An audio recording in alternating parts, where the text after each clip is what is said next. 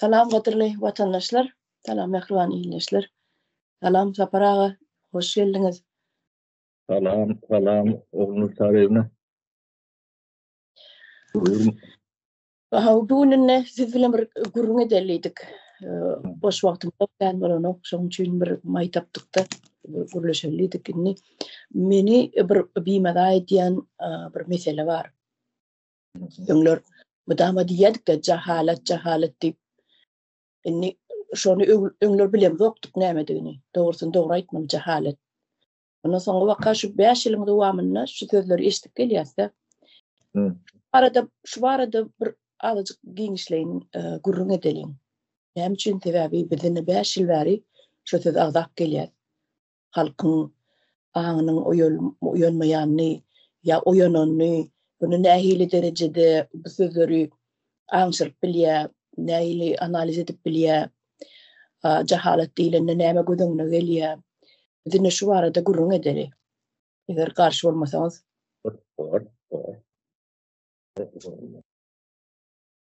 Sizin pikiriňizçe halkyň aňyna şu sözler nähili oturanlar diýip pikir edýäňiz? Düşünenlermi 5 ýylyň dowamyna? Düşünenlermi? Netide soragşylar ýaly. Siz näme pikir edýäňiz? Yeme, olur, vakti o sorag. Bunu ben de ailerak düşündürjüğümü. Bu at oylan tur yani Türkmenin problematik bize niyabı berdi bu konuda yerinde yeni sonu mengeşyala nemelere gönüp duruyorlar. Bu da belli derecede doğruluk payı var. O yönü etap neme. Problemamız yoğun aydıktım. Yine de bu kayıtlayın. Cehalettir. Bunu yenk geçmek ankasat derler.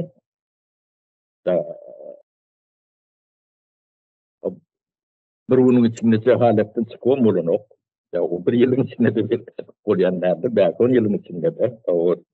Yine cemiyetin gelişmesi bir üç kanunları vardır. Bu becerdim deyip gidiyorumda mümkünçülüğü yoktur. Sapar ağa bir etiniz gowy çykan ok, bir mikrofonuň üstünden basýaňyzmy ýa üstünden eliňizi goýduňyzmy? Bir nemeden onu bizden yokur kulurdu.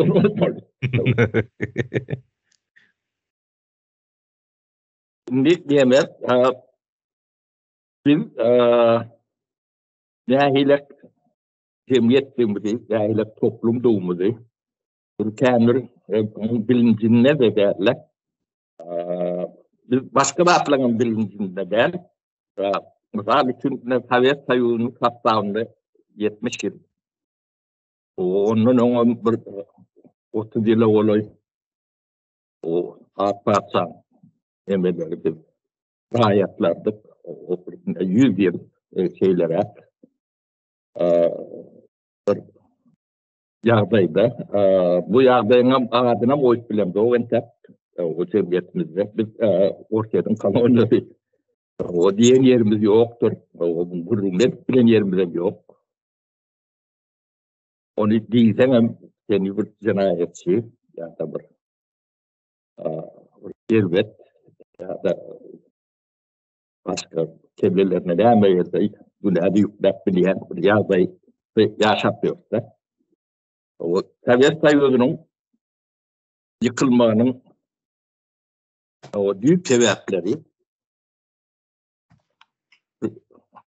onun Sovyet dövründe de kendi neden oldular. Yani Türkçe'den de kurumsal kriz değil ya da sistemde kriz değil. 1961 yıllarda, 60. yıllarda Sovyet Soyuzu'nda yani sistemde kriz başlandı. O sistemde kriz o Brunei devleti yıkan o yıllar yaratına 60. yılda başlan olsa 90. yılda da yıkılıyor da. Yani her şey 30 yıl yarat oluyor. Yani sistem krizinin gelmediğini düşünmemiz için bir kavramları düşünmem gerekti. Yani devlet giden kurumsal sistemler vardır. Son işleyen. Yani iktisadi sistemi. Temel kuruluşlar bir sistemadır. Pensiyon sistemi, sağlık sistemi, bilim sistemi, hukuk sistemi, ve değil ki o nasıl gidivermeli, o 5 adamdan 20 adamdan köp yerde yani küçük kerhane olanlarda son içinde de öz sistemi vardı. Düzgün tertibi, onun vizyonu ve sonra mengeç bu topun yemedi sistemden de var. Yani toplumda, cemiyette birleşme için, örgütlenme için, o örgütlerin tamam işlemesi için bir öz içinde düzgün tertipli bir sistem olmalı. Ne var ki bizim yani kurucu mesleğimiz yağlar. O böyle ki nemelemiz yağlar. Nemelem her bir sistem var. O bizde çok düşünce katı altıya belki de yoktur. Sovyet Soyuzu'nun o sistem krizisinde yıkılanlarını uzun eden eşler yerimizde mi yoktu? Sovyet Soyuzu'nda yani faaliyetinin doğru işlemeyenlerini bilen akademikler demeler, kendi bu topor işler ediliyordu, iktisatçılar demeler, yöne çözümünü tap bilmediler. O tapan ortalığı yıkılmaz. Onu yarına düşen olsa perestroika deyip dururdular falan. Onun kodurasyon yenileme deyip bu toporda atlar demektir. Onu hiç yerim çözümde. Öyle katı ken ılmayı nemeler vardı, işler vardı. Bunu ben ne düşündüğüm için o biraz tarihe ne medeyim? 78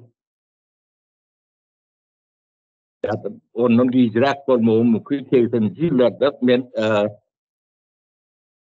Taşkent'in Teknolojik İnstitüsü'nün demesi aspirantur okuyduğunda yani kandidat kinemeli aspiranturasını. Çoğu atlar yani kodurasyon tam okupaymış neyme deyip o temalar moda o sol yani perestroika getiren atlar da onun bir invalid görülüp ayalı adam yani Rafkatı fakültesinin o ben yollaşım oldu. Tema veriyor. O kodurasyon saat barada tema veriyor. Oradan demekten bitmenim onu alıp kaydıp üstünde bırak. Kayda ottum. Doğum izme elim yok. Bolunu. Basıp geçecekler. O derdi başka bir rahat var. Benim tek düşünüm yok. Yani düşünmeyen sorumu üstünde işlemeli. Jurnalak olsa demedi. Bir onu severim sorup bizim sistemi işten yok. Motivasyon yok. Yönümcülükte. Onu ülketmek mümkün değil. Sebebi siyasi karar üstümüzden aşk bile olsa. En çoğu hususu eşini esmellik bile olur. O siyasi neme sana ruhsat vermiyor. Alımam üstünden geçip bilmeyen sonu söz bile olsa. Olmasa akılları yetken. Akademik kodların, doktor kodların kendi. Onun koyu olsun etmek. Onun ben taşladım.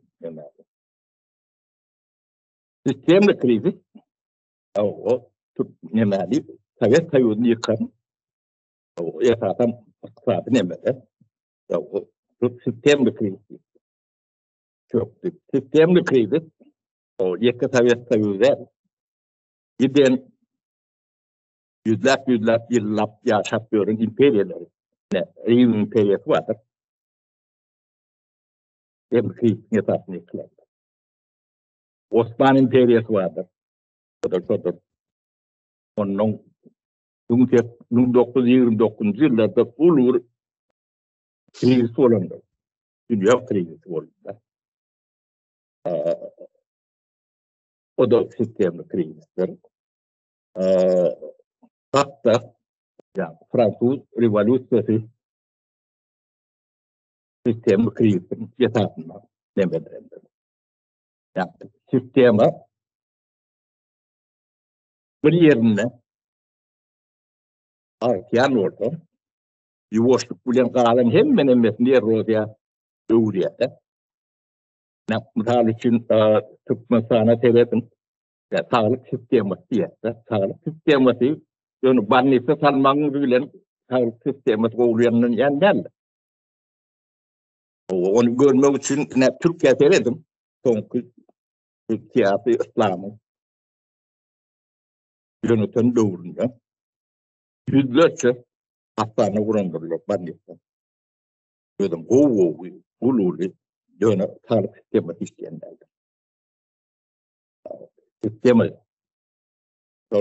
yani sahip alanın ulen binatın nemedenin ulen içi işler olsa ya da ne pensiyonlu sistemi değil ya da pensiyonlu yani adam yerlerini biliyor, alanını biliyor da yani sana pensiyon garanti vermek için aşağında giden sistemi olmadı. Onun bu toprakları bilmeli. O bilim sistemi tarafından.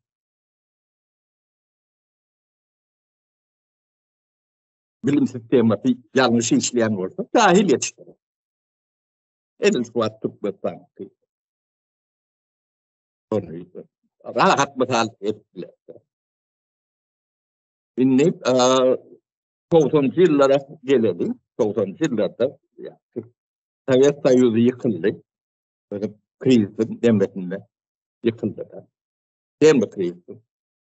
O bizim araklığımızdan, kararsızlığımızdan yakın gel onlar Republika kararsızlığı biz yani sistemli krizin en son stadiyasında çarşan hemen içinde doğrular. Bizim kararsızlığımız şeyle doğrular. Krizin içinde doğrular. O biz yani tuvatından emedilen dünyaya gelen çağları nidan olsun diye biliyeden vakti 7 aylık 6 aylık çağda uyandık. Biz şu nidan olsun diye yağdayda kararsızlığın krizin içinde bir doğun bir yemek devlet çıktı. O bir yalak başkalarının edip sonralar sistemli krizden çıkıp bilen dinle bir tribal republika var. O da Avrupa kömürüyle oldu. Alemi hemmeti son içine oturuyor. Bu içine oturuyorum. Burada atlım kovu olması mümkün değil. Ne? Ortaya. Moskva'da Emirat'ta kovu yaşayan olmaklar mümkün. Böyle o da. Yani siz 100 kilometre şu payitahtlardan, şu merkezlerden uzaklarsın. Daha ne helak yaşayan görürsün. Kazakistan'ım çoğu menveşirektir, Özbekistan'ım, bugün demesi Türkmenistan. Evet, bizim yani devlet başına geçen adamlar var da. O sistemli krizin devam edildiğini biliyorlar mı deyip ne soru vermen gerekti. Evet, nemesinde yıkılan son Türkmenistan'ın içinde. Şu da aklet bilen bir Türk adam orta badır onun tek hakları yok. Söz hakları yok. Yani onlardan bu da bir Torabın bilen noktada. Torabın çoğu adam ayıptır. Sebebi bu arada biraz yani kreden adamlar. Sistemle krizin devam ediyor. Ya 86 yıllarda o perestroika devam edip yorumlarlarında o bu yani tam yazacak olmuyor. Yöne bizden torayan adam yok. O torayanlarını sen düşündürüm de onu düşünüp bilecek mi bilmeyecek mi? O da soru alaması. Yani tuat üstünü halka aydı o türde halka düşündürüp bilemiyor ki. O bir tapardı iki tapardı düşündürüp bilmiyor. O tevavi bizi bu zatlardan 30 yıllık katı uzakta takladılar da. O uzakta taklap bilmesinden sebebi var. Bunun propaganda var. Şöyle sebep demesinden geliyor. O solar taraf olup yani karşıdaş olup tapağı diyor. Cemiyeti büyük meselelerden uzak saklamayı başardılar. Sonuçta cemiyetimiz o 100. belki de 105. 120. meselelerde o birine demek görüyor. O hal böyle olan son şimdi rejime bir karşıya toparlarım Türkiye'de. Yani o cehaleti, kuat rejimin başına koturun cehaletinden büyük böyle. Yani düzeltiyor. Tevavi bilen okulu. Etmen zaten bilecek kendiler. O da ervede adammışsın. O sen hemen kovuyor. Bizden sonra ortası geldi. Bu halk bunu görüyor. Gelecek, gideceksin, o değerlerini böyle oturuyor. Ama sen halk, o bir yerlerden bir rahatları o değerlerini düşünüyor. Rejimin karşıdaşı bolsa da sistemanyň dowamy. O başka yine ben mesela berende yine Murat Kurwan alya diyeceğini alındı. Şöyle ikisinin cehaleti Berdi Muhammedov'un kiçinden ya olsundan üç köşker var. Olması mümkün de. O hani halktan bunları gören o. Hiç kimden onu. O bir de anan parayandroyda mı da yani anan bu şu samimi yeterli olmalı. O da vaat gerektir. Bir de hemşinin anlamalı. İlan dağıtlar var. Anlatmak için aydan dağıtlandı.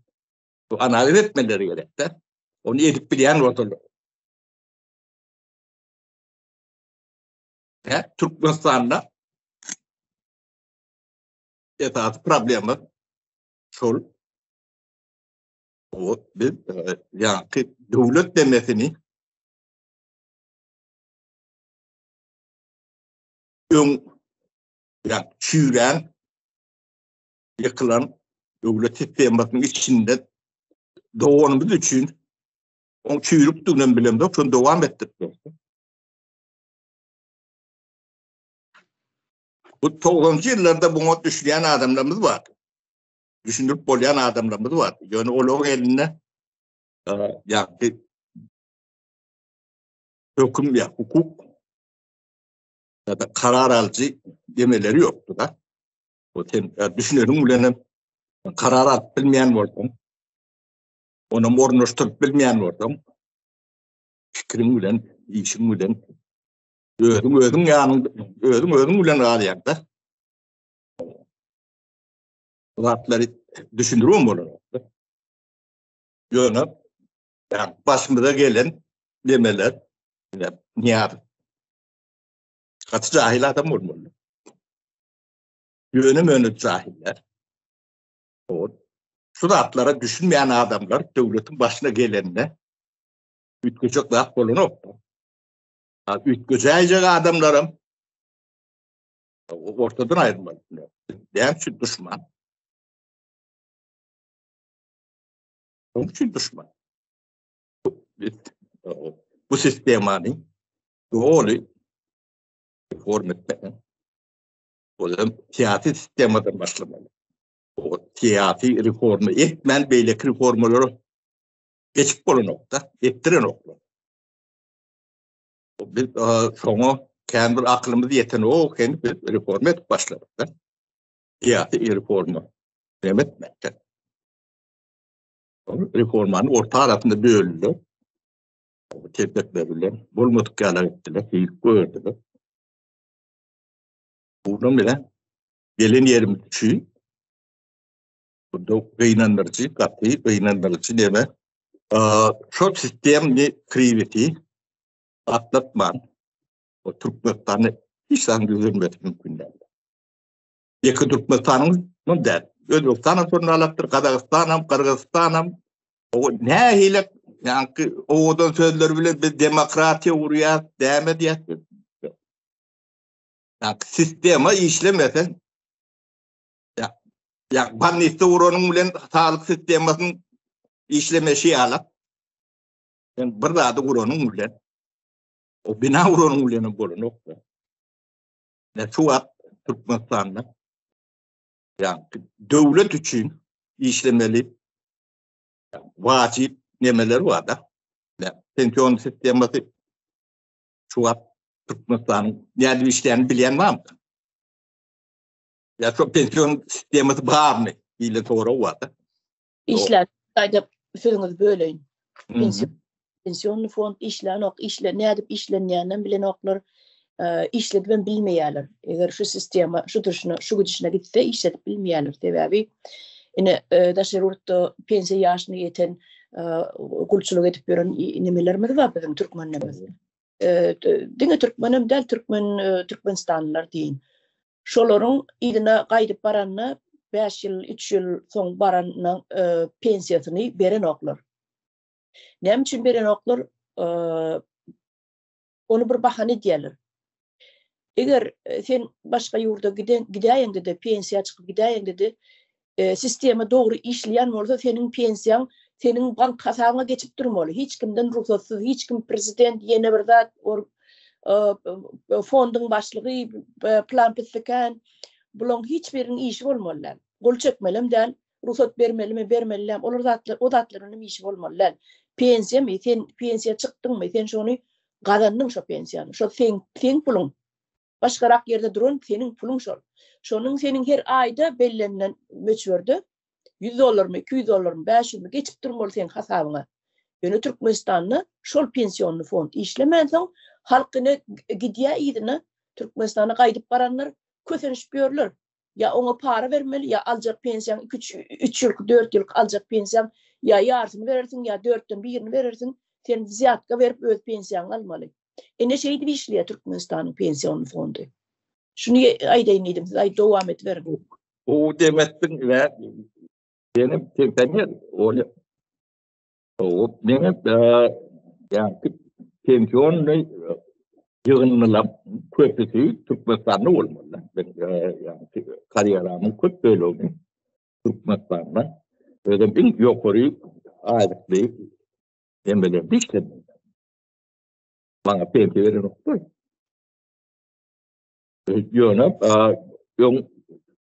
Bu ervet bir sistemi vardı. Aylıklardan tutulmalık kaldı. Kada kodunlar ok diye yeni sokulmayın. O solon yemeyip bir yerlerde yemetmediler. Ne sol krivet diyenimiz yani floryalık sistemiler vardı. Yani sağlık sistemi. Pensiyonlu sistemi sağlık. Sağlık sistemi Türkmenistan'da dargıdılandır. Yervede morsa vardı. Suat düğünün yok. O sistemani yıkan adam Suat senin prezidentin var. Yani bu sisteman yıkılandan mı haber yok? Bannitte olsa yani sağlık sistemi işleyen duruyor. O değil de sebebi ne şehir aşıvattı başka da bir topar şehir var. Körü zat görün. Bannitte var. Adam şekilde. Sağlık emmetini, hizmetini berip bilecek. Tuğrağından bir topar yine de patrollar vardır. Patrol tipli şehirler vardır. Kadimi Hiç kat yoktu.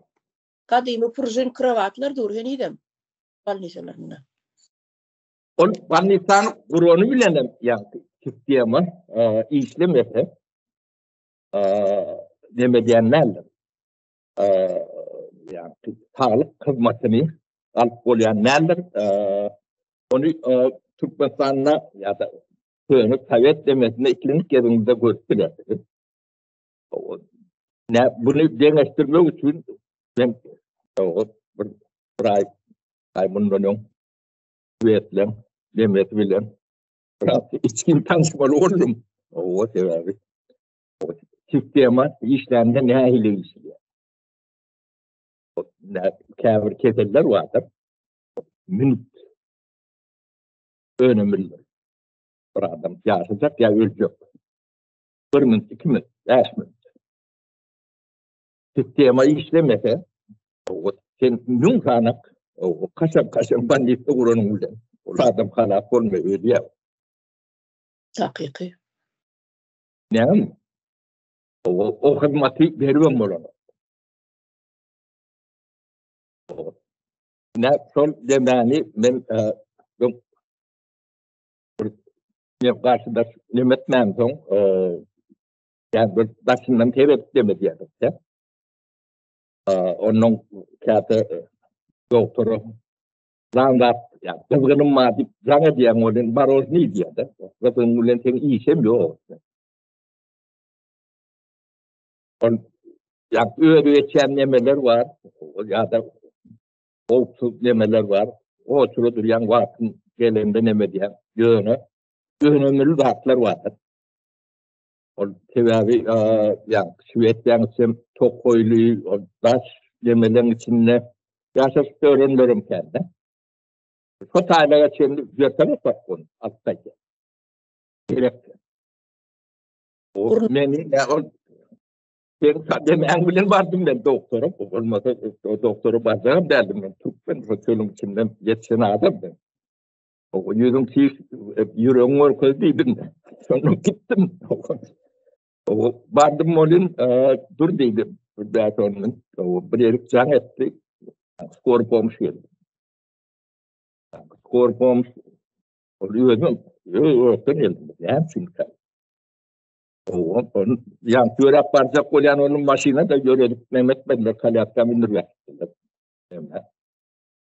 Onun içinde demek tablo'nun içi ala.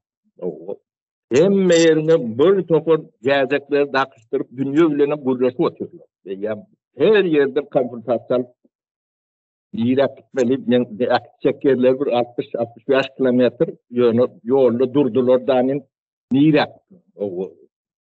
100 kilometre beyletinde de var. Yok, ilküle Kıtay'a gitmeli, ne etmeli. Hem mündüne şimdi. O ehkederim bir işten yoktu. O gerek olsa çok duran yerine vertalıyor çağırıyorlar, geriye alıyor, akıdiye. Çok aydan ne diyorlar. Sistemi diyenler bilmeyen için demediler. Yok oluyorum. Şol üstünü yetireyin. Yankı vertolyotun içinde de ya alıp gidip barayan maşinin içinde de durşunu abarudunye olmalı. Ne şu yerde de şolor yani barayançan şol balnoyu birinci kömeği ediyorlar, maske giydiriyorlar. Eğer gerek olsa kislorod yüreğini ölçüyorlar, EKG onun ağır kubarcak hospitallerle haberleşiyorlar. Haydi hospital kolay olsa yer bağımı şunyal balnoyu iltiyat. Şunyalım diagnoz nemeti var, diagnoz derlenni. Şunyalı ketellerinin prичиналары var. Şu derecede normada inemede deyip aydıp duruyorlar. Ondan sonra şu tayda doktor var mı yeterlik ya bu valide var mı doktor yeterlik soruş duruyorlar. Onun haydi yakın olsa haydi birinci alıp bilecek olsa şu takip yürüyorlar. O vertolyotun içim şunyalık olmalı. Специализированный оборудование ödününün yani kompetansı yetken işgarlar içinde. Yani vertolyot. Yani kıyılar var olun erkeklerde doğumda. Ölümüne katı gen vurdum. Onun balniftalarına ben sana ulu balniftasından oldum da. Bir balniftada Karlstad diye, Karlstad diye Könrüven çağlak şehir. 120-110'luk halkı var. O merkez balniftasından 4 adam işliyor. Yöne Karlstad'ın 7-8 tane küçük rayonlardan var hatta. Her rayonun bir balniftas var, poliklinikası var. Non yani 120'luk demede 56 ming personel işliyor. Onu 9,5 milyona bölüp köpüldük çıkaryan olun bulun yani sağlığa demedi giden sistemi bunu düşünüyorum. Yani hizmetini alıp veren adam olup düşünüyorum bile muhtemelen. Böyle sebepler var sistemi. Hayat yalayışı yani. Böyle ummatı da yani kulharcan olmalı sebebi mesela bu adama yani yok orada öyle ait böyle. O doktorluğun maaşlarım katul. Mesela tümden devletten al. Doktorluğu alan o. %80 doktorun bu mutluluk yani. O yüzden yani sistema işleyen sistema. Yani bir geçenler şu sözünüz böyle yankı diyen hospitallarımız var. Ovalarda, o çetrak yerlerde 100 kilometre o rayon centerlardan daşrakta ovalar var. Gengiray meldat şu yerdeki hospitallarım şehir mesela bulu şehirlerdeki hospitallar var. Şolar bilen içinin abaru dünyası denge. Şu abaru dünya şol ovada çet yerdeki ovada da var. Şoň içindeki spesialistlerim şoň ýaly. Hemme yerim deň bilim berýär. Üçünçülügüm hem deň bolmaly. Türkmenistanda o taýda şäherde gurulýan, Aşgabatyň içinde gurulýan hospitallar, diagnostik center diýe ýeni diýe. Olaň içindäki aparatlar bardyr. Kravatlaram olaňky ütköşükdir, pultly zatlydyr. Ýöne obalara barsaň demir kravat ýa agaçdan kravat durandyr. Maska aparat ýa kislorodny aparatlar ýokdur. Diňe bir kisan şpris bolsa bardyr. Bir kisanam doktor ýa medistra bar bolsa bardyr. Ine tapawdy Türkmenistanyň bilen ösen ýurtlaryň. Şunu aýdaýyn edim. İkisem deňjedir daşary ýurtlarda. Şol şäher senterdäki hospitallarym, obadaklarym deň. O näme üçin deň bolmaly? Yani kovda adam ber. O sonra ne Könrüven'deki adamlar ya vatandaşlar o aşavatlıdan o näme ýerletmişinden olarak medisina hizmeti bolmalydymış. Ha? Ne sistema diýilen zatları deňestirýän ölçýän nemeli. Millet zatları bizim Türkmen yani döwleti prezident görüp bu propagandan eden demesi kellerde yani geydiren mankutluğun nemeti alak o şilemi o yani sizin prezidentleriniz o men diğer vakatı utanıyor. Rahil Akgül intapsı doydu mu doğru mu yok bilgisem nol. Cahil, hakiki cahil. O galtukul cahil değil normal imanlı demeli adamlardan ha cahil oluyor. Bunlar birinciden atıyor oluyor. Atatıyor. Onun doydu mu doğru mu yok. O diyatın hiç doydu mu doğru mu yok. Onun ediyen hareketlerinin netice vereceğini, nemesini ölçülün diyor. Evet, cehaletin nemi. Şunun uğurlan dağıtlarından yitiren dağıtları var da. Son gurrun etmeyi. Berdimuhamedov'un sonuna. O Berdimuhamedov'un yani uğrunun ne derecesini ölçecek olsanız Türkmenistan'ın aeroportuna varın. Sotayda. Yani tamoşin vekilimi ya da migrasyon vekilimi ya da KGB'nin ya hemen ben vekilimi. Şolun uğrunu ne Berdimuhamedov'un uğrunu. O yani bir adamlık devletlerde şu devletin başındaki derece aşağındakiler demek derecede destekler sebebi görülen totalına gelirler. Çünkü arkada gidiyorlar. Arkada ne hilak olsa yani tam orijinal demelerim sonuna. Ben tam orijinalım da başka bir yerden kendim. Ben de Muhammed. Ya da niye arifin uğruyunca esil sonuna.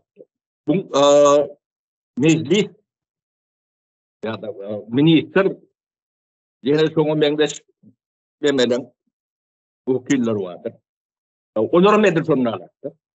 Sebebi yani aeroporttan mesela duvarları sonu görmeyen adam sonuna adam olmalı. Yani biz yani algıyı şey algılayarsa yani prezident hem de adam günahkari yerved adam yani demet yerler. Yok. İn yerved sizin kanim düşmanınız. Bu da bir arkanızda sesin çıkarman durun adamlar. Sol durada adamlar sesin çıkarman durun adamlar. Bolun için bulur yaratlar. Olmasa bir cahilin edip bilecek zaten. Ve cahilliği alak bir daha yakardı. Öyle alak. Yönü yani kıvırınnaki yalyağları vardır. Şöyle sesin çıkarman ya da kop edip götüm kovup Sotay'dan nemalan görün adamlar vardır. O son için o bu iş. Olmadı kim Berdimuhamed? Berdimuhamed men kaptan da oturup görün gözümde de seyredip bilmeyen. Durun yerine tiyer. O yaş kanım sonuna bunlar yalan adam hem gördü. Yine şu yönü koy misal ştayda getireli para. Yine 2 tane milyarder ştayda. He? Yurdu şu an eyledi dimelle eylecek bolurlar. Prezident bolup geçti başına kaptalnak tevrunak yığınan adamlarım emmet milyarder. Inni bular yankı riski bir edenettilik edip başladılar da göz günü halka karşı ödeyenler netecek olurlar. Yönü halk ne etti? Momentalni ertesi gün ayağı aldı hem ştatlarda. Ondan pes saylamalı olurlar. Birazcık pes düşmeli olurlar. Yankı temperamentlerini azıcık tormuz vermeli olurlar. Ne için sebebi halk böyle koyacak değil. Tek birinci gedege parahatçılık bilen yola çıktılar. İkinci gedek dongal etmediler. Ondan buna göz getirdi yankı böyle ki Elon Musk'ın maşinlerini boykot edip Alman başladılar. Yakıp yören hayzi o su ağdaralanlarına hayzi Alman deyip gözgünü nimelerde TikTok'larda ayıp başladılar maşinlerini ellemen Alman yakın yok edin deyip. Inni men diyecek olan adam halk yankı diktatör bolmak isteyen adamını diktatör edebilmez halk. Halk yankı arkada ağzını yumup dursa edip bilir. Her adam eder. Yani şu nimeni misal getireyim idim. Amerikan halkı ne etti? Deryo köçe çıktı yankı edenettilik. Ben bunu edemek, bana gol çekecek, bana ne edecek deyip başladı oyun. Birazcık yankı su septiler. Nimet olur yani sisteme oturun yerde check balans yerlerde İngilizce böyle değil adam yani güçlü ayrılığı hem yani son bir kontrolü check balans yani. Birinin üstün olmadığı alak ya da yani güçlüğün dağılımı değil yani. Hukuk kanun çıkarıcı nemeler onun yerine getirici. Onun süt şular birini check balans edip böyle değil mi? O şol yani Trump bunu kovuşacak olur. Bunu biraz reper yetirir. Onun yönü işlek duran neme bunu yok edip ettirmeyelim. Ettirmeyeler. Onun Amerika toplum yönü biz intak toplumum derler. O hem için toplum der. Bunu ne diyeyim Ahmet Aslan'ın bir Türk'ün bir felsefesi vardır. Değil Profesör. neme diyen hem için bir toplum der. Bilim demeyen kıyısıcık özetlep veriyor da. Ben haiş edeyim. Bağ oldu. Şu yazıyını görküstüm. Hazır görkezin Griskaça. Bu Türkiye var adı uzun ediyorlar. Türkiye bize uğra. O ailede geçiyorum yalnızda. Yani Türkiye'de toplum değil. O toplum olmak için adamla o hem için bir yerde yaşayanlarını bir yerde yaşayan zaman o bu yahilek önemliliğini bunun bir çeki hüzünü olmalılığını o düşünmesi gerekli cemiyetin. O bunu düşünmeyen cemiyetler ya tiredir ya kabiledir ya o ya cemaattir yani çok önemli şartlar da. Hazır şu tayda Griskaça dinledeyin videonu. Yani Biz toplum değiliz. Hocam neyiz biz? Biz kabileyiz. Biz mahalleyiz. Biz aileyiz. Biz geniş bir aileyiz. Köyüz biz. Toplum şudur. Üyelerinin hem bireyselliği, hem farklılığı, hem bilinci olan, hem niçin bir araya geldiklerini bilen, hem güçlerinin farkında olan, toplumu niye kurduklarını bilen ve bu bildikleri amaç uğruna da davranan insanlarda meydana gelen şeye toplum denir. Bakın tekrar ediyorum. Biz toplum değiliz. Biz hadi en iyi terimlerle cemaatiz. İşte onu söylüyorum. o Türkiye şeyle deme öyle objektif bakabilir. Biz o Türkiye'nin iyi şuna bakabilirler. İnni Türk dostlarına gelelim. Yani biz sistem krizinin içinde o erozya, yani degradasya başından geçip oturun cemiyet demedi. Türkmen yukarı atlarına alırlar. Bunu düşünen var mı? Şimdi bir yerlerde yani toplumun arasında cemiyetin önünde ya da yeni bir medyan nimetinde vurgun edilen, çekişilen, fikir alışılan yeri var mı? Bence yok. Yani duş gelmedim. Duş gelen orada ayda. Şimdi şu da hakları düşünmeyen o tayda Türkmen cemiyetini bir normal yani devlet ve bunun yani sistemalarını reform edip işler yalak yardaya getirip bilecek. Bunu düşünen katlak var mı? Yok. Yok.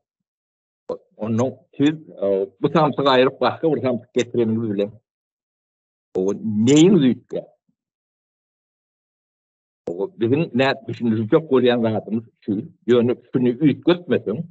O tayinin hiç var üzülmeli ve hakkı mümkünçülüğü yok. O yani pensiyon sistemi bile sağlık sistemi demek. Yönü parti sistemi yok. Hukuksuzluk sistemi yok. Hukuk sistemi yok. bilim sistemi yok. O beyleki o aklınıza ne hilik yeme gelen orada o sistemler hiç yok. O bulun eden zaten ne bunun demesinden başlayın. Biz 90'lı yıllarda Türkmenistan'ın o ilat yazgısının demografiyasına seyredip görüyoruzdu. Yani nol yaştan 20 yaşa çenli insanların hali 49% yanlış bakın. Bunlar statistikadan başlarına koydular.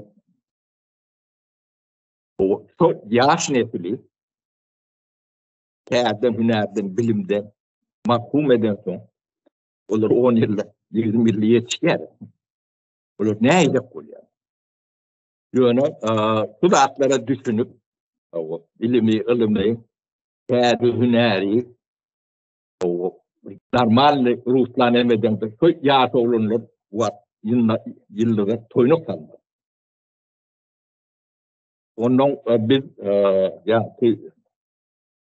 iktisadi reformaları amala asırlan oldu. Bazı iktisadiyatını doğru geçilen oldu. O Türkmen'in eline toprağı inşa Türkmen. Eline bağları o kadar nevti bir karar tüşürüm. Onu öyle verdiğiniz deyip böyle onu tuttum. Ne siz bazı iktisadiyatına geçiyorlar. İstanbul alın. Rotayda binalar var. Senahat tafavut yoktur. Solon hem mecesin bahati trilyonlarca dolardır. Lan o. Son in adının 50% toprağın bahati. Hususi eğitimde olanlar onlarla oluyor. Ne Türkmenistan'ın teritoriyasından demek görün toprak reforması geçirilen oldu.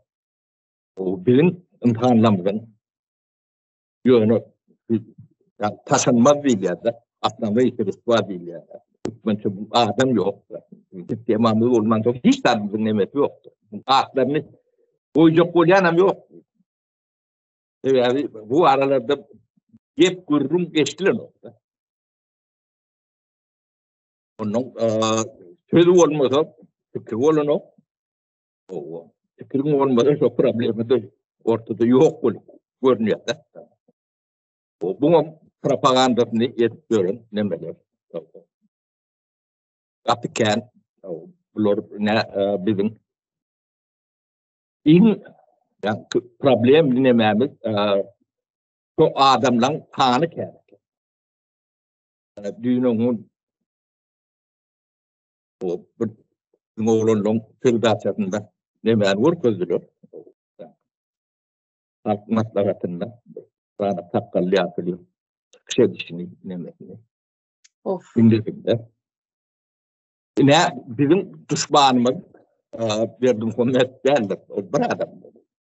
Ne sol takkalın teyzesi telpekti. Bulun tanı katı kendim. Olur tanağda o mağarından bile bu. Bulur ağırsız, şekilsiz, şahsiyetsiz, ahlaksız. O Türkmen'in, Türkmen cemiyetinin en düşmanı, şu tip, şu tayfa adamlar. Şolun bolon son Berdi Muhammed Kort bile. Berdi Muhammed kim? Bir cahil, ahlaksız, ağaçgöz. Bu ağaçgözlüğünü dinle buran aeroportu var yani. Mesela 2,5 milyar. O 50 milyon dolara durmayan aeroportu. O 2,5 milyarda halk gören adamın o ne derecede ağaçgözlüğünü siz hesaplayın. Öyle ne utancı, ne ağrı, ne namusu, ne imanı, ne başka da hiç tadı o adamlar devletin başına oturan adam. O şulardan siz o sistemli krizin ne emediğini o düşünüp bilir misiniz? Ama düşünüp diyenle de biz aydamızda da düşünmüyor. Şu krizi aşma, O krizi aşmak için devlet terden olmalı. O terör Türkmenistan'ın devletinin büyük gelip çıkışı, o sistem krizden son devlet kurulmalı. O bir yani şu krizin üstüne doğrulanımızdan bilen yok da. Bu adamların bilen yok. Hep niyaz bu demem onun o dilinden şuraya problemlerimiz var bunları aşmalı. Dilin yetki gururunu eşitmedi. Hiç bir yer. Yani meclisinde ya da halk baslavatında ya da başka bir yerler. Yok. Evet, düşünün yoktur. Dahil. Ya da Muhammed Diyocu'dan şu lafları eşit görmedi mi? O bulurdu da zahir. O kıyıkran otuyor.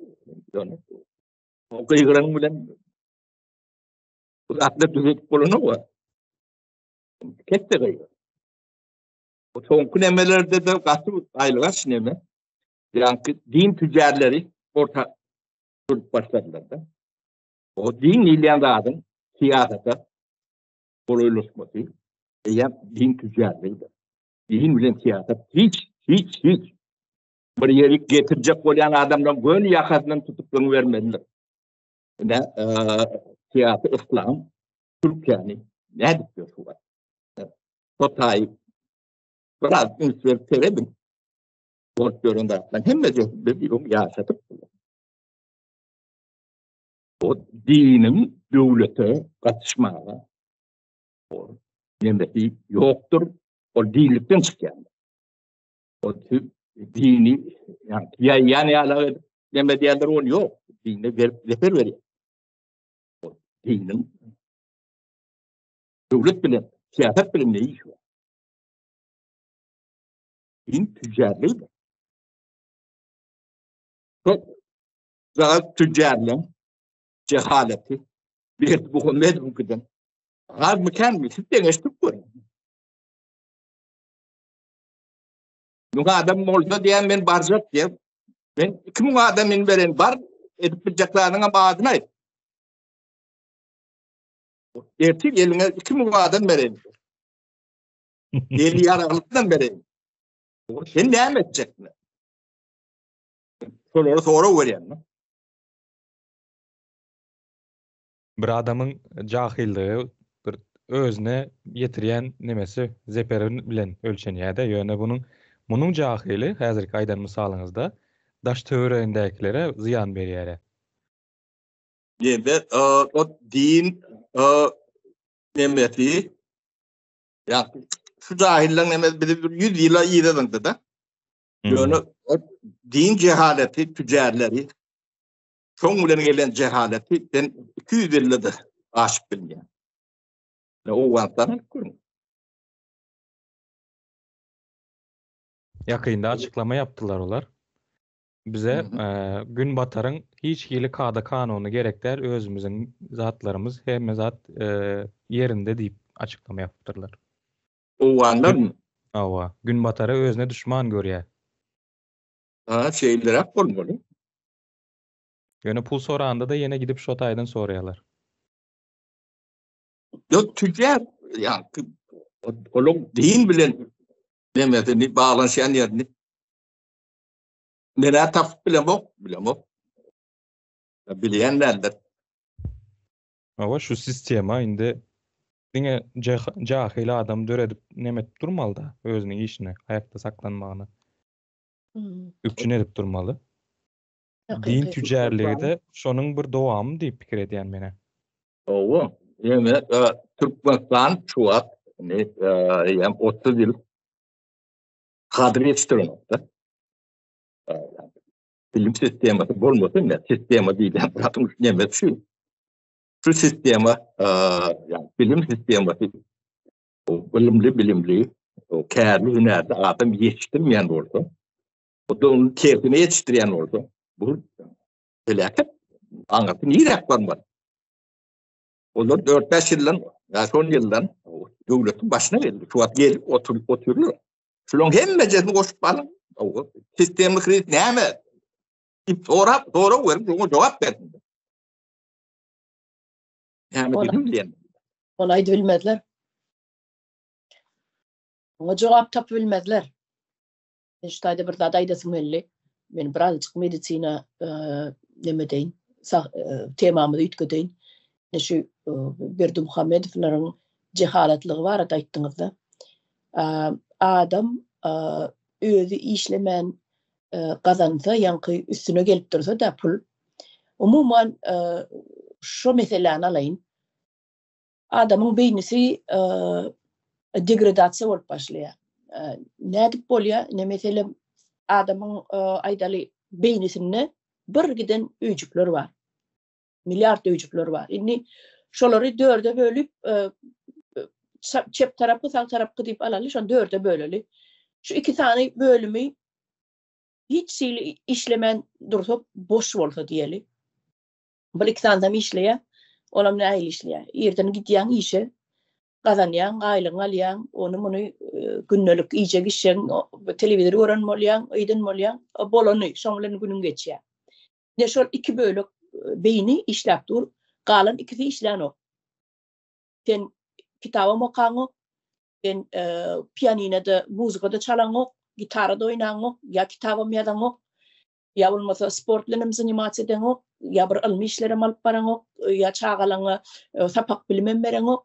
Şol iki öcük boş dur diyeli. İki tane nemeden var. Aydal iki tane komnat diye aydalı. Şey diye aydayım poğuzu. Şu iki komnata giren o, yaşan o, baran o, ummas yatir. Keleplap yatir. Ne diye yankı iki tane öcük beyindeki. Bu yaltalığa yankı degradatsa, doğru adın doğru koyun. Degradatsa gönümel yaşlışık gidip var ya. Bu iki tane işlep dur. Onam nemele doldurulun. Yankı iyi biçki.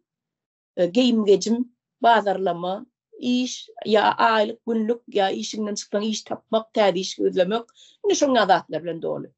Inni yankı Berdu Muhammed falan beyinsine geleli şun bütün tohumunun hiç yıl işlemeden üstüne pul milyartlap gelip dur. Bir tane bina kurar olin 1 milyar tayyar.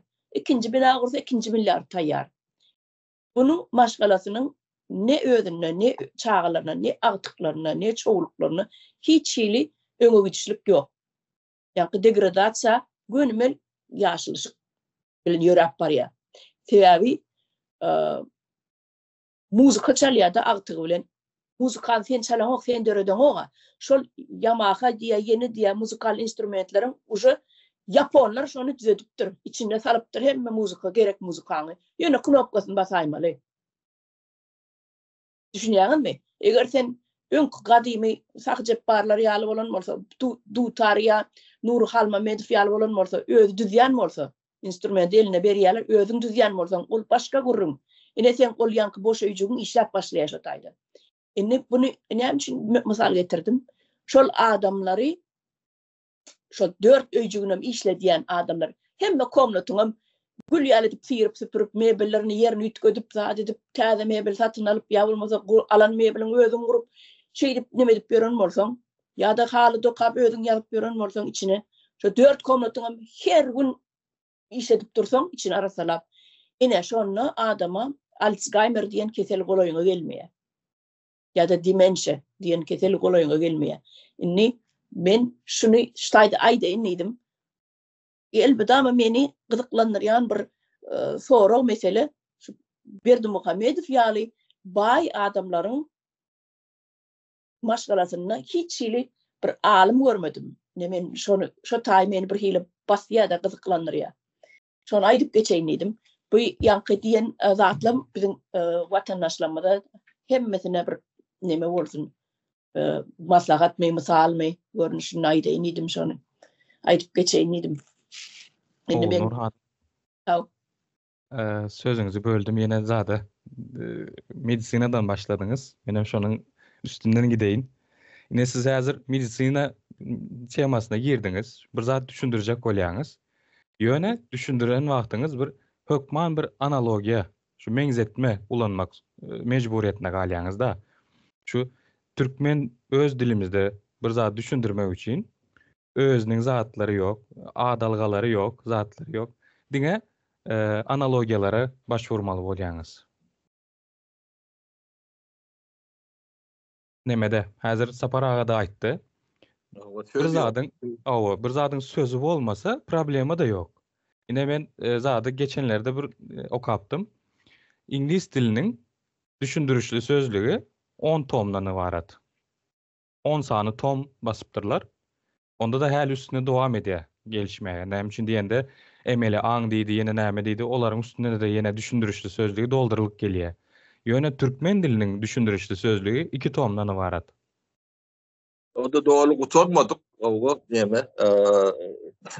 Abdurrahman men kakam şu demede işledi. Yani Türkmen ensiklopediya denemedinden bir kez. Şu yıllar 70'in 80'ci yıllar olmalı. Ana 80-nji ýyldan bäri hiç gelişmezmi? Ol bir näçe harpa etdiler ol demesi.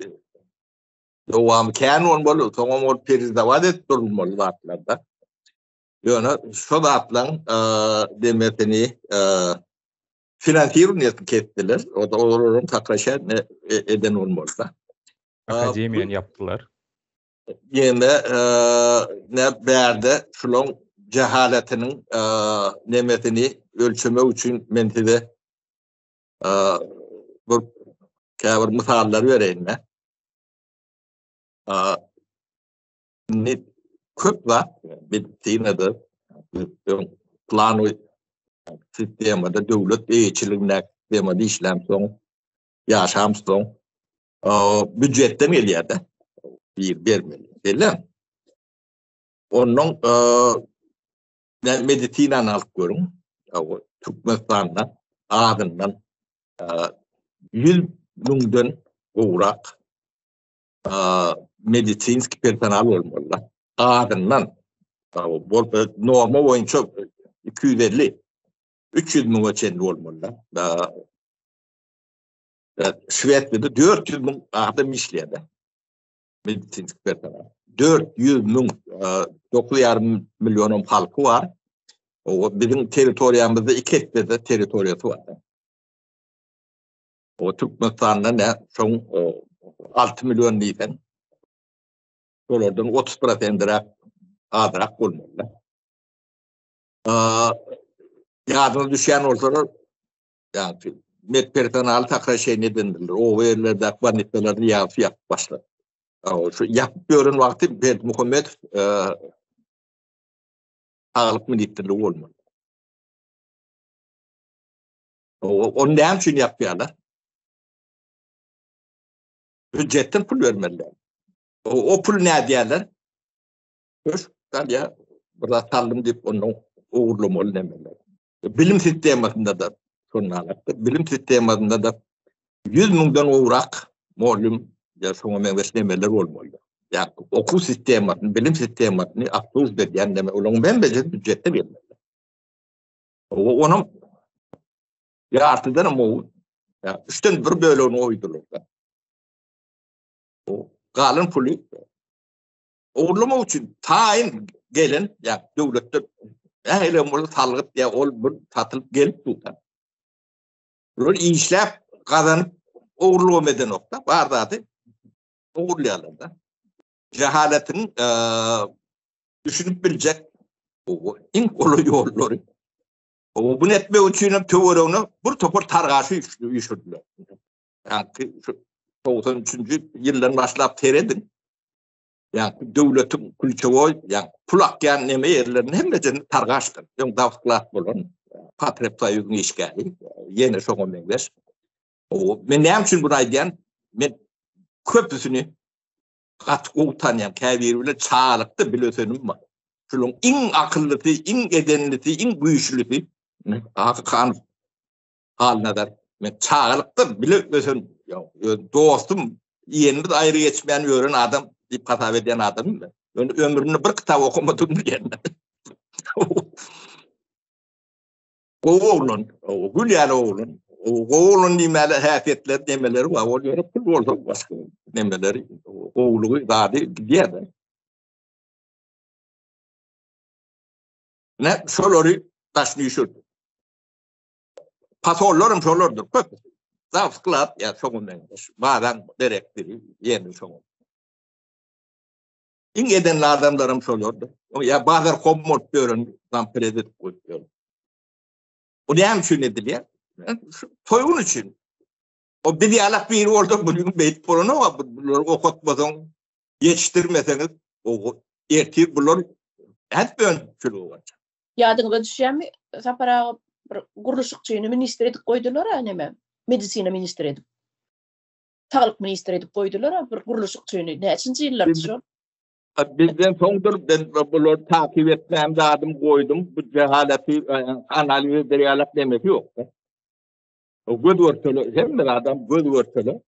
Yani şunu sapat salıp şunu propaganda değil de o halkın ünsünü başka yere diyorum. Bunu topor dememiz var bizim cemiyetimizde.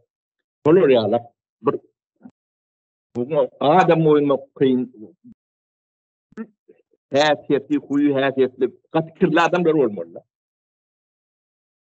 Bir sebepten bunlar takkalı o moğollu olunur diyorlar. Yani bir şuna mendes burada. O ne iman, ne ahlak, ne vicdan, hiç tat olmalı.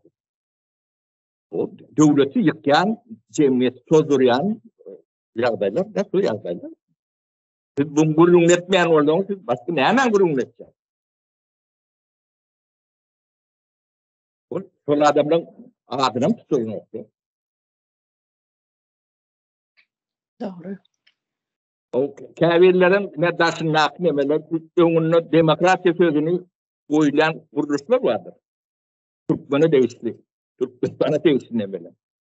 Oradan çekin sebebi yani demokrat yani bunlar perdel bulun onun anlatımda cehalet yatan. Yani Türkmen'in o İngilizce partisi, Demokratik Parti o çünkü şunu etir. O Demokratik Parti büyük Komünist Parti. O yani e-mail değil yani. Yani İnstitut Marksizm Leninizm diye bir reaktörün parti başına o çok müsait. O yani devlete diyen demokratik nemi var. Yani partisi. O Floryalak ağaçlardan o sefer demokrasiya nimetini görüntü o zatları kellelerine geçirecek yani emecek nemeleri yok. Onun duruşuyla yalan yani tavsiyeler yere düşen cihazlarını tepkilerle geçip biliyorlardı. O adı nemelerini üstletiyorlar. O okuyupları yetiyor mu? Okuyuplar da bilmek. O diyor ki dökönüne yere düşense balan teyzeler bilir.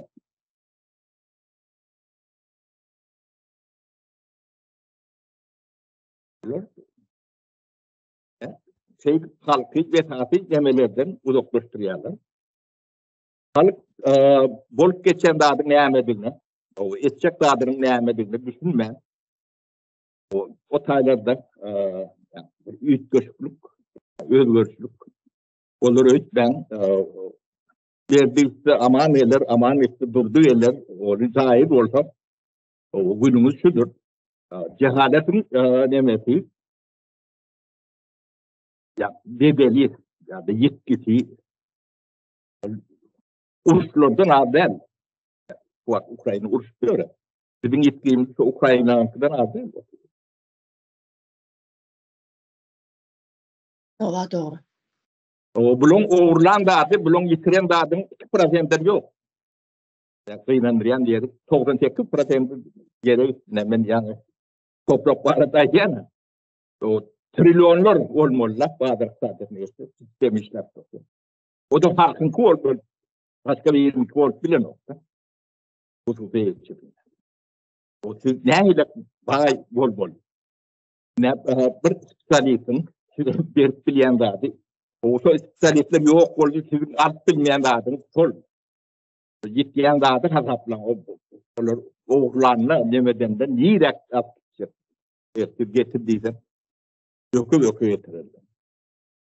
Yani bunun yani tuğun öňünü etmeýärler. Derýär, näme? Aňardan gelýän eşretin, baýlygyň hemmesini öňü kesýär. Şimdi şulardan soň şotaý todap ýatan o yıkılan ýurt görürsiz. Suwuňyz bolmaz. O ýeriňiz gaýa. O içeri suw tapmasyňyz. Ul problematy şu adam bar, şu problema. O ekini kunara beýlede dursun. O adamın yetiştiren oklar tesini gaýa edýärler. Indem o din ticaretini başlasalar suwuňy galdyryber. Çarh aýlanyp durmaly. O Jahil yetiştirip durmaly bu çarh. Sistem. yankı dinli, cehaletli, nähile bolýanly şu wagtky Türkiýede bolup geçende ýagdaýlar bardyr. Şonuň hemmesini biz 90-njy ýyllarda ýaşadyk. O Türk dostlarymyza da aýtdy. O 15-nji 10-njy ýyllarda, 12-nji ýyllarda men Türkiýede. Şu ýerde ben Erdoğan'ın kapı töwerün kapı utanýandy. Şu ýerde şu saklamasaňyz, etkeriň üýji bolýany, halkyň üýji bolýany, başga nämeňiz bol, siziň eneňizi uradýarsyz. O sebäbi ýasak görüp görse bilen geçecek zaten. O cahilin başka edip bilecek zatları yok. O cahil ilki aşkoz bolýandy. Şonuň haýsyny teretsen. Özüm ahlaksız bolýandy. O durşuýlanyp ýalan söýleýändir. Hemmesi banadyr. Men özüm utandym ýa-da soňky demelerine bu eýlide bir ýalan. Döwletiň aryndan bir ýalanlar edip bu. Hidiyet bir adamlar tökme ettiler. Bir adamda yüzlerce adama tökme ettiler. O sebebi hukuku eline geçirdiler. Etkeri eline geçirdiler. Sonuçta yani çek balans yok ortada. Halka mecbur korkmalı. Yönü Türkiye'de yetişen nemelerken şu var. Diğer yerler şunu diğerini yenmeseler Türkiye'ye katı karankunlar var. O Türkiye'nin demokratik hukuk devleti olması bizim için katı önemli. Yani Türkiye'den için katı önemli. O içki işine karışacak ol demediğimiz o bizim için önemli. O tayda hukukun işlemesi o bizim görevli alt bilecek ulu dememiz dedi. Bizim için önemli yönü buna tezli çıkartak içki işine kapşayan bir yerler o men Türkmenistan'a falan okuyor, Türkiye'de falan okuyor. Ya doğun bir gençe kalmadılar, onu biliyor. Yani bu da Ankara'dan gelen proje. Onu da düşünüyor orada. Yani Gök Kuşak bir proje var. Amerikan'ın. O Sovyet devriminin nemesinin karşısına salınan dağıtlar. Edilen projeler. Sovyet Sovyeti'nin karşısında Gök Kuşak diye de İslam nemesi bilen Sovyet Sovyeti'nin taşını ayrılmalılar da. Bunu ben 2093 yıllarda Alexander Haig yani o sekreter vardı Amerikan vardılar. Çok işinden taşlantım olmalı. Türkmenistan'a geldiler. Burada iş adamları bilen yani kaptan kahve içilmek var arada projeler var mı? O bir kişinin içinde çoğurun var ya ben bir kepte hizmet ettim orada. Ben de İran Granistan'ı var ya o vaktan İran. Yaş var mı yalak bilen yardım et bu ettim diye. Bu yok bu çok var da uzun var. Ne FETÖ, Türk'ten FETÖ demesi vardı. Bilen. O da komünizmin karşısında döredilen derneğin demesi başı. Eğer doğru mu etkiyorun, çok beton etkiyorun da değil mi? Ödüm Amerikan uşağı doğru oynadılar. Projektin bu böyle. İslam'ın siyasi olmak mümkün yok. O ne ayrı siyasi İslam? O ılımlı İslam. O yani nemeleri formüllerim kellen araştırıyordu. O bunlara kastum geldir o ve yani kastumlu nemeleri yani lider yarattı. O Erdoğan'ı o Hasan oylarına ne ayrı demedilerini sen önder ayrı oturuyor. Çoğu durumlarda Erbakan yani Cumhurbaşkanı o son nemedelliği yok diye bize diye kastumlu o demeleri. Ben o videosunu gördüm.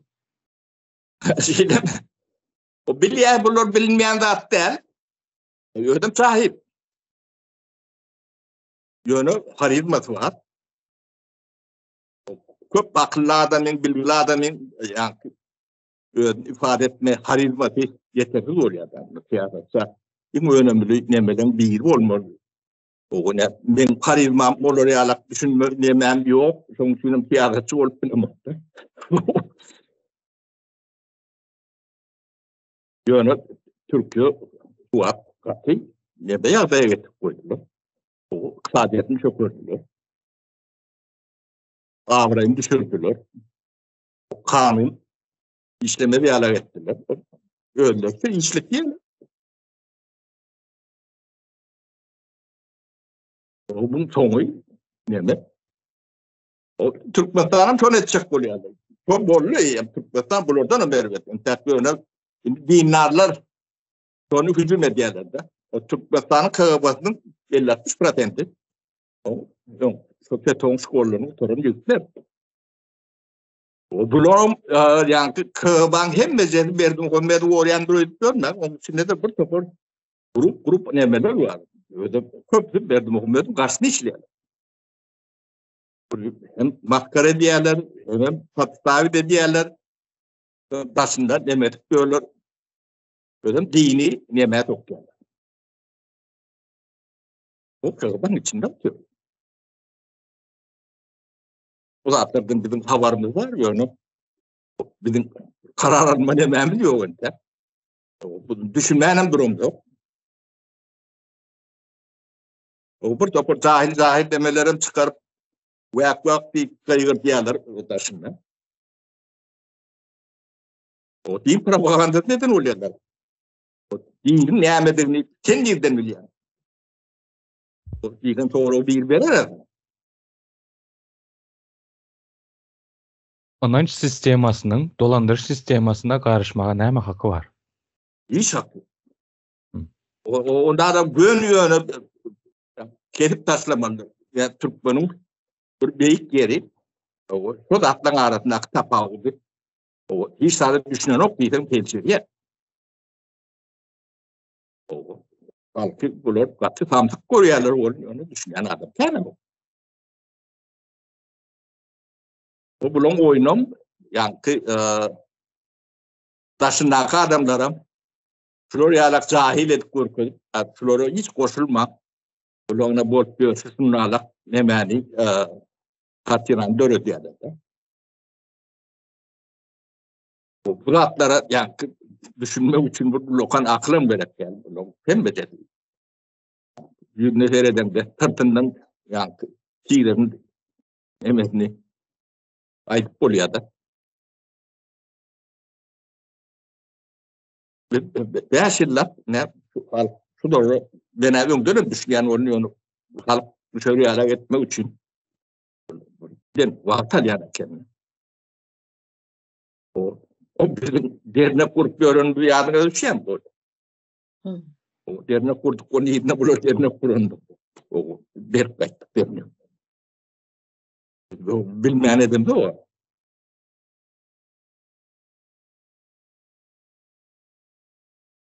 Sonralık bile biz esası nememiz krizleri O düşünüp aşmasak o yeki bizim problemimizin de lehli orta den problem var. Onu aşman yani bizim memelerimizde o yok bolup git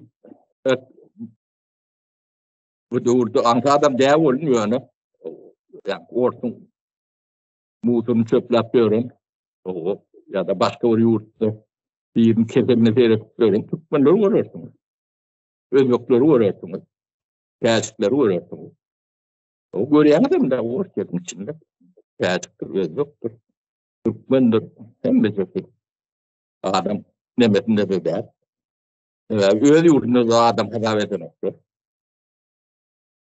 o ortada urşi var ya Türkmeni özgürlüğü tercihi değil özellikle milletleri urşi vermek deme sebebi olong izinle demesin soruyanım yoksa olur yani Ukrayna Çernobil'de gübrelönde bir desteğiyle korkarlar abi yanım yok ölüm diyenim yok kalma diyenim yok o maayet müdür polda da ne molitini soruyan adam yok Türkbaşa derecede var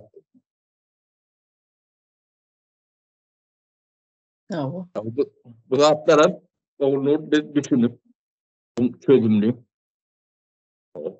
bizim işimiz şu halka şu zatları düşündürmek olmasa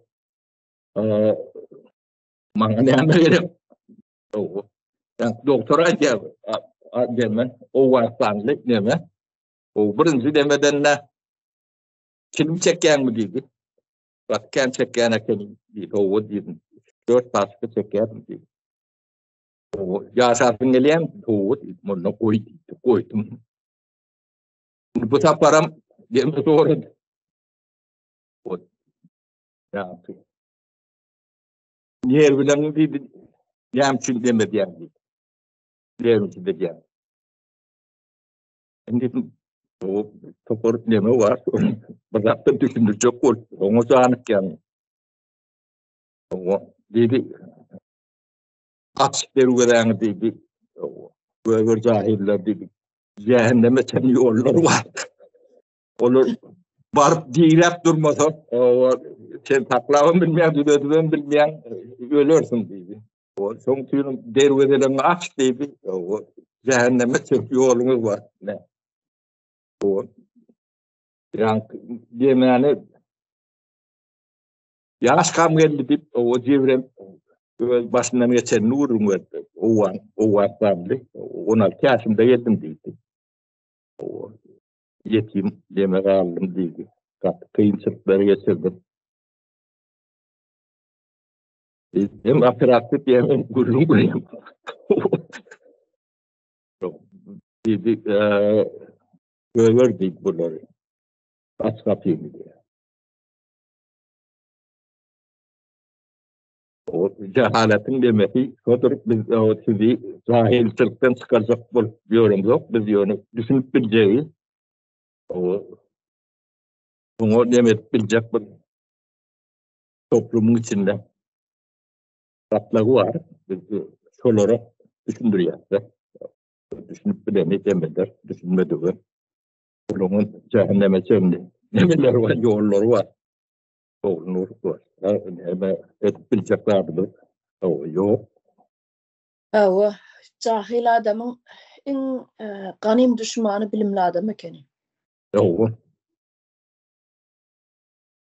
öyle Ya kıynan tamam.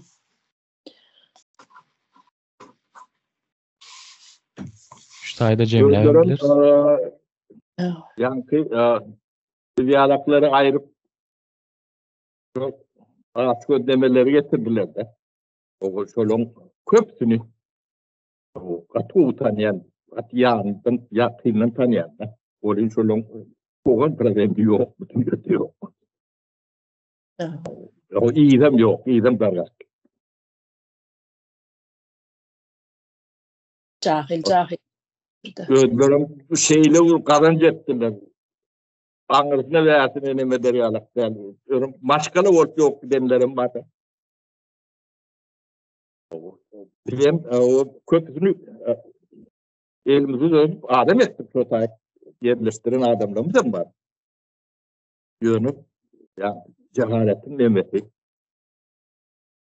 Ağaç gözlüğün cahil ağaç göz var yani. Sondan korkun. Cahil adam ağaç göz.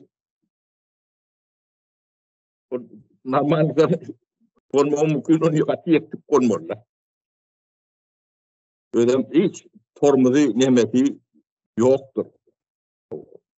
Ben Muhammed'in mutalak kurm.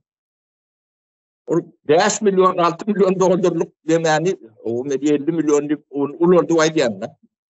Kaçan kadar ne merak kurun. O 2 milyarda alıp kurun. Bari denatlarım çoğumen. O buram doydu mu doğru mu?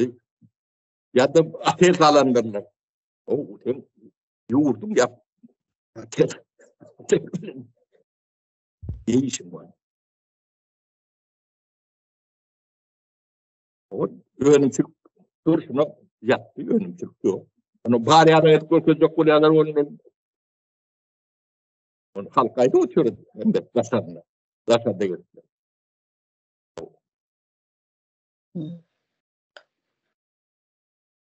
Doğru. Ola tellerini yeni 5 yılına ya öd yıkılar ya da yıkarlar sebebi içinin Anlarda çıktı o şerefmeli, yemetmeli o şimdi yemeti. Tabii o adese yok ya. Öd yıkılar ya yıkarlar. O derege yaramıyor. Ne? Sizin başınızdaki adamlar soruyor. Onun kovuryan olan başınızı tez edin. Bu arada arkanızda daha ettiniz. Onun başınızı da giydin.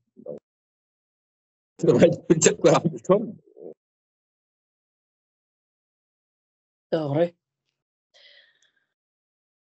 Olya mene sorum yok. Baram molin inniki nemelerde ulanayır. Olya. Deverayır. Olya. Toraya tutaydım. Şey dayeli. Olya anna vatandaşlar emme sağ olun, canınız sağ olsun. Saparasın hem canınız sağ olsun. Bu cahillere kahar edip nervinizi oynatıp görmen. Yok ne demediyen yani doktorun da geliyor konsultasyon. O da deme başından kendi vap geçiriptir o. O var oğlanı o adı verdi. Doktor. Günlük 20-30 adam yine terapik ya. Günlük.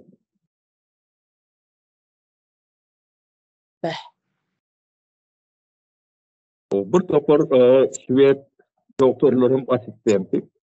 Yetek tane var. Ana. Onun yemeden de yine de zekere diyen bir doktor vardı. O da Etiyopyalı bir kız sana.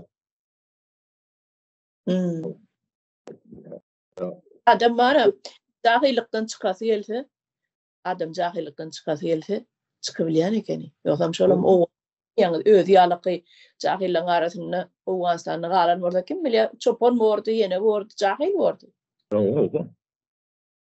Yok sistem demesi yani sistemle kriziyle vardım. Bir yönü bir demeciğini açtık. Şunu yani internetten gözlep okan öğrenin demek sistemle krizi asma yani devlet etip olayanlar. Bulmadı devletin ehli kuruluşları onun içinde bir kuruluşu erozya yani neme yoksa o karanlık yürü diye. Ondan duruşuna yani korrupsiyon demesi suat beslenmek yani. Hipokratya uğruyor. Onu yani yeke bezdim Muhammed demek istiyorum ben. Cehalettir. Kaptanına şunun peyda uğrayan bir topar yalakı vardı. Neticeden en düşmanlarınız yani üniversitenin içinde kafedraların içinde oturunda. Akademiden hukukta oturunda. O televizyon, radyoda emede oturanlar, galtuklu demeli, köşkte oturanlar vardı. Kesin çıkarman demek görün. Türkmen halkının düşmanı, kesin çıkarman oturan adamlar. Ol bir adam o tolunu ne hemen yaptı.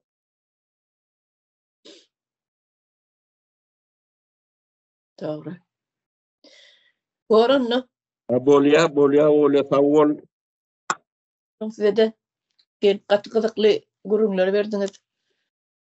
Ama bir daha doğruyum da ise bunu yalı gurunları susak gidiyaz. Dinledince dinle. Yani, yankı bunun altyapın olmasa kendi sindirip olun yoksa. Çünkü beş yılda ben bunun yankı bizim o kıyılarımızdan bir Hayat Hanım o düşündüren son eğen bizim cemiyetimizde bu zatlara ünç veren adamlar bağ deyip o ondan sonra kömek olsun deyip demezdim. Bizim kıyılarımız oğlunur, erkek oğlunumuzdan ha neme gittik. O bakma diye. Boynuzlanma diye. Öyle mi?